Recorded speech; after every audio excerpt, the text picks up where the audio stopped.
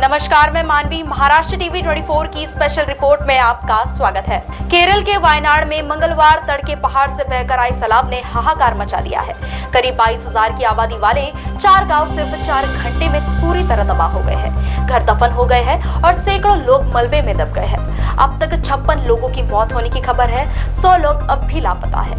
राहत और बचाव कार्य में भी मुश्किलें आ रही है। इस आबादी 11 साल पहले आई केदारनाथ त्रासदी की यादें ताजा कर दी। जो रात में सोया था उसे उठने तक का मौका नहीं मिला और सुबह मलबे में मिला। चारों तरफ बर्बादी ने इन गांवों की खूबसूरती को उजाड़ दिया है।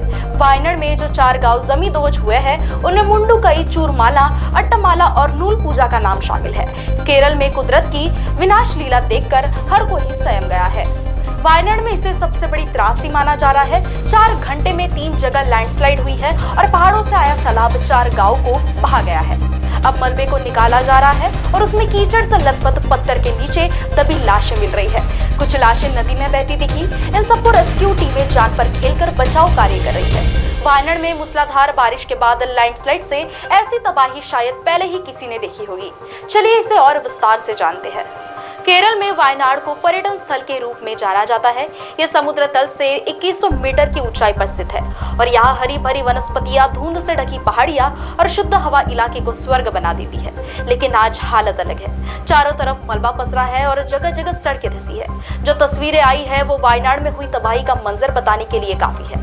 रात 1 बजे से 5 बजे के बीच 3 बार लैंडस्लाइड हुई और इससे पहाड़ के नीचे चेलियार नदी के कैचमेंट में बसे 4 खूबसूरत गांव चूरलमाला, अट्टामाला, नूल पूजा और मुंडुकई में तबाही आ गई। बड़े बड़े पत्थर और मलबे में गांव के गांव चपेट में आ गए।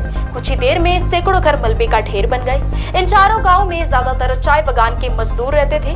करीब 22,000 की आबादी है। रात 1 बजे जब पहली बार लैंडस्लाइड हुई तब लोग अपने घरों में सो रहे थे। किसी को बचने या भागने तक का मौका नहीं मिला। उसके बाद सिलसिलेवार 2 बार लैंडस्लाइड हो गई। मलबे से न सिर्फ घर और निर्माण तबाह हो गए बल्कि नींद में सो रहे लोग भी दब गए।